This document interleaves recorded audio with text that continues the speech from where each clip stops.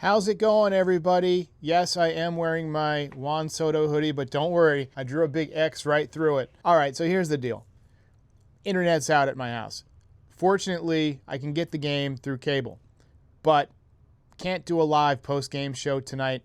So with the assistance of Frankie Baseball and Dexter the Cat, who has decided to join us, I am doing a different style of post-game show. This is something that I've actually wanted to do for a while. So we're going to talk about the game as it goes along. As interesting things happen, I'm just going to record it and send it to Frankie, and Frankie's going to make a podcast out of it. And when you watch it, by the time you're watching it, the game is over, and we'll talk about what happened, and you'll see my reactions in real time and so forth. So let's get started.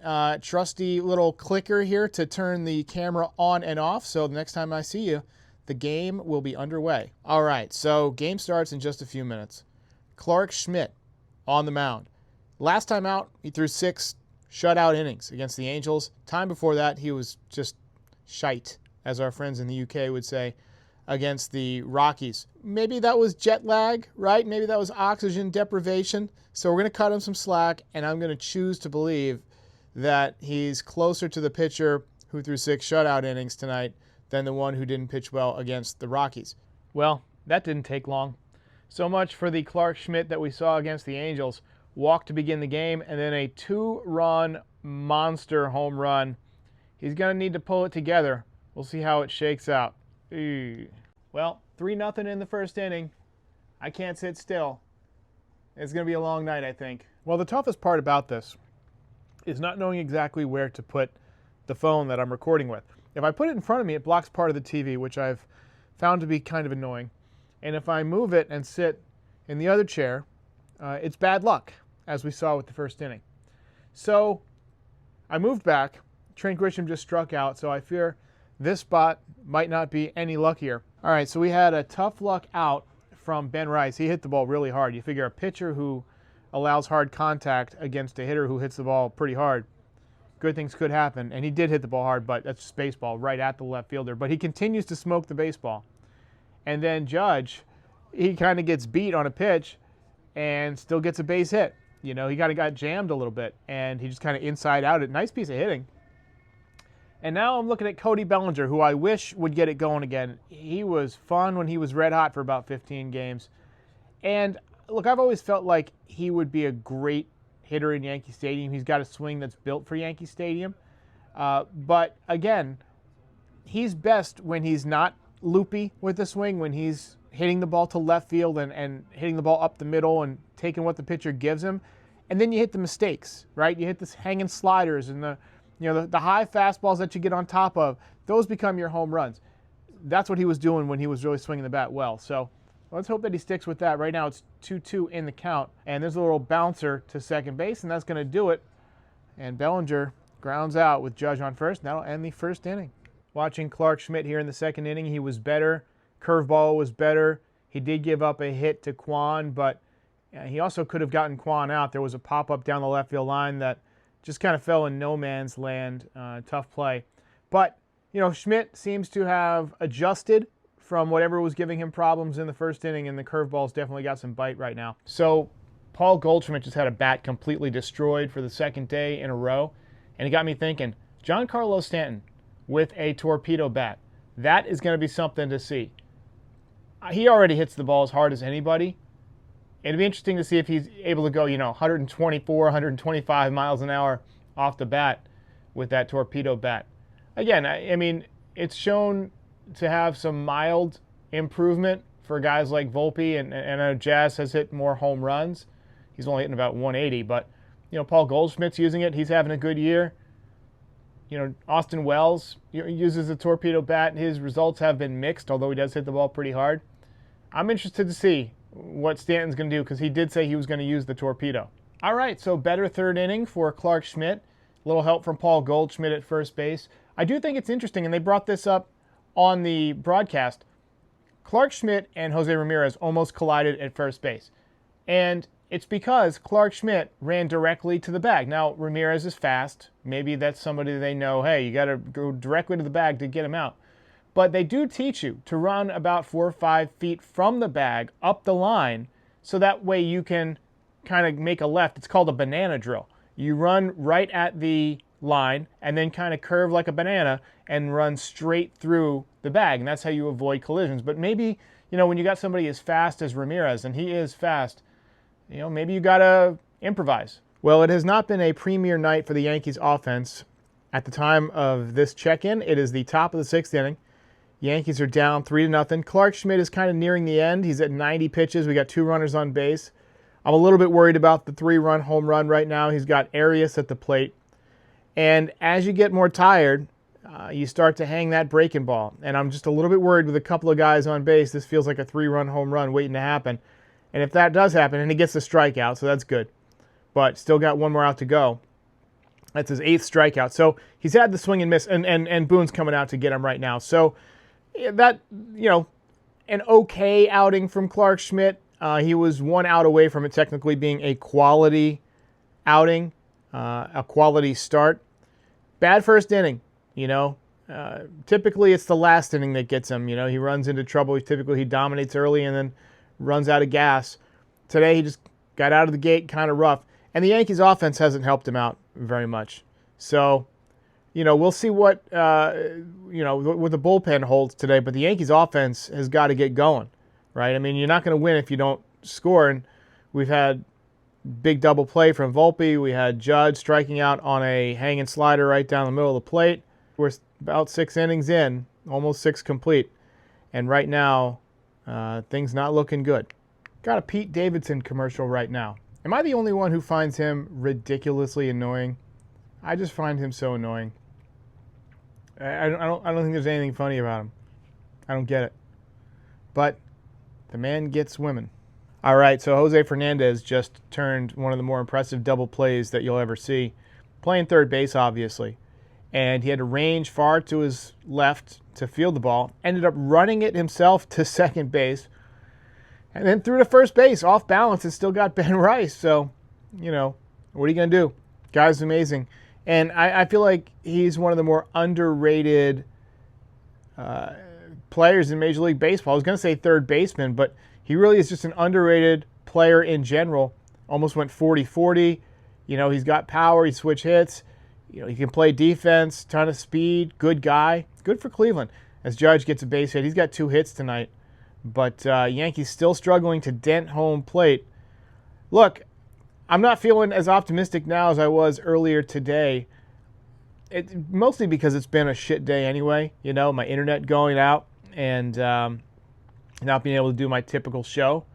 But, could use a little bit of luck here. Could use a ground ball with eyes, a little duck snort, and then maybe a bloop and a blast, Put up a crooked number real quick. We got Bellinger coming up.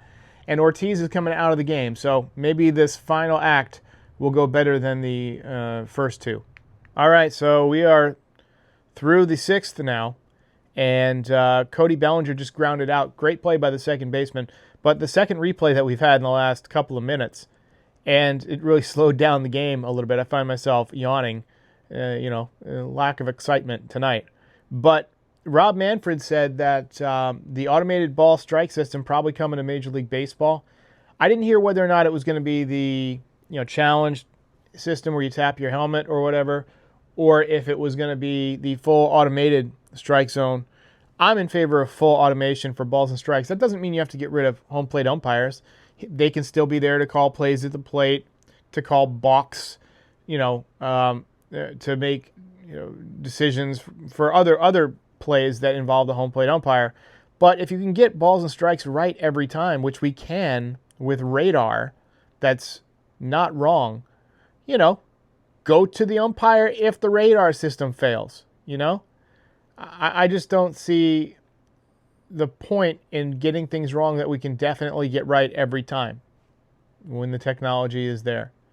So I'm in favor of the automated ball strike system completely. We're getting the view now on the screen as they come back from commercial from on top of the restaurant in center field. I was standing up there the other night, a couple years ago. I almost said the other night. And to me, anything within the last 5 years is the other night. I guess it was 2023. Aaron Judge hit 3 home runs that night. And I was up there for the third one, which he went oppo boppo. The video is probably somewhere on my YouTube as high and tight to Jones, and he fouls it off. But, yeah, I love the view up there. Anyway, this has not been... I was hoping for some excitement. I was hoping for some, reactions, but it is what it is.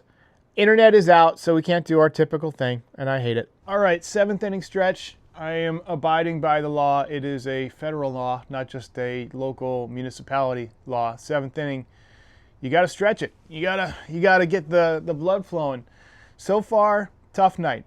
But honestly, if the game ends 3-0, this is one of those nights where it would have been extremely difficult to do a good post-game show anyway, because look, 3 runs in the first inning for the Guardians, and then the Yankees do nothing for the next 2.5 hours. You spend the whole time just waiting for something to happen, and nothing does. Best chance I thought so far was Aaron Judge came up as a tying run, but unfortunately struck out on a hanging slider that fooled him. He was expecting the hard stuff, expecting the local, got the express, as Kenny Singleton would say. But, yeah, we're going to get our stretch on, and hopefully these final 9 outs go better than the first 18 outs. All right, so the bottom of the 7th is over. That was rather quick. I mean, you got Jazz reaching base. He hit a little nubber, and he beat it out, so credit to him for hustling down the line. But then Volpe hit into a 4-6-3 double play to kill the Yankees' chances. He's hitting to a couple of double plays tonight. He's having a tough evening. Look, the Yankees' offense seems to be very feast or famine, doesn't it? I mean, sometimes they look unstoppable. 4 or 5 home runs in an inning, 3 home runs in a row, twice in a month to begin the game. And then there's nights like this where they just beat the ball into the ground and they don't really show a ton of life when they get on base, and they don't really put together any kind of rally, and they're incapable of doing any kind of small ball with guys on base. They don't have a way to manufacture runs. So, I mean, when you get the speedy guys on, like you just did with Jazz Chisholm, you've already got 1 out, so you're not going to bunt. And, that could have maybe been a good time for him to steal. Then you wouldn't have had the double play. But at the best case scenario, you got 2 outs and a runner on third. So, I mean, it's just one of those nights for the offense. We got Fernando Cruz in the game right now. His first pitch was a strike. His second one was a splitter, 81 miles an hour. Nasty break. Look on Jose Ramirez's face was like, wow, what was that? Cruz is just filthy, man. He's got some of the filthiest stuff. He gets swings that you just don't see. His splitter, it actually feels like more of a forkball. It reminds me of Jose Contreras. Some of you guys might remember him, the Cuban Missile.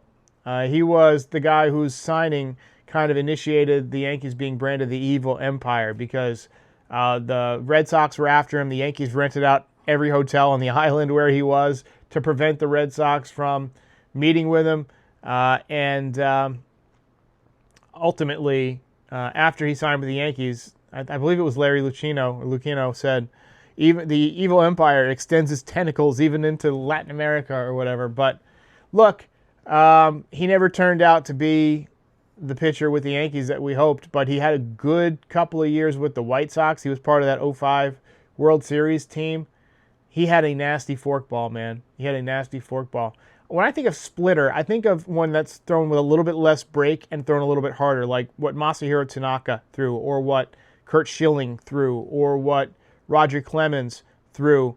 What he has is more of a forkball. And same thing with Mark Leiter. I feel like Mark Leiter's is more of a bigger break. Not the typical splitter that you see, but he gets Ramirez on strike 3. So Fernando Cruz dealing right now.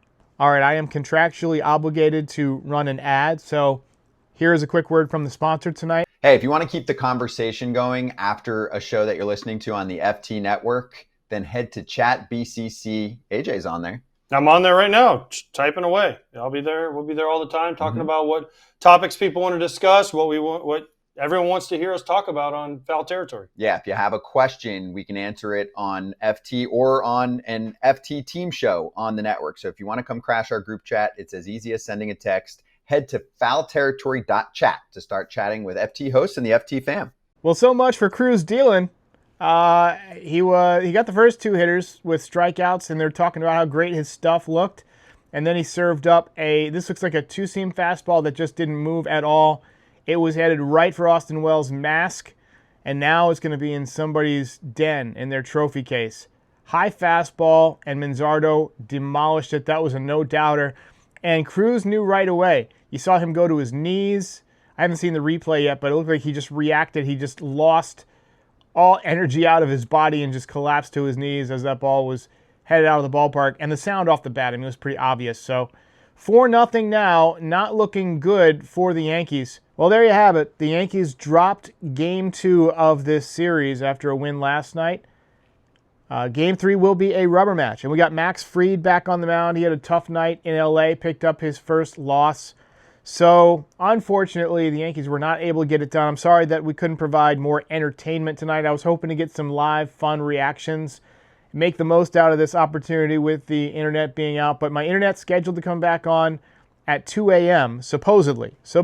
We should be back tomorrow with your regularly scheduled program. I want to give a shout out to Frankie Baseball for putting this together tonight, for helping me to stitch all of this together. Hopefully you guys enjoyed it. Even though the Yankees lost, we can still have fun and connect on the interwebs and all that stuff. But until AI kills us all, I'll see you next time.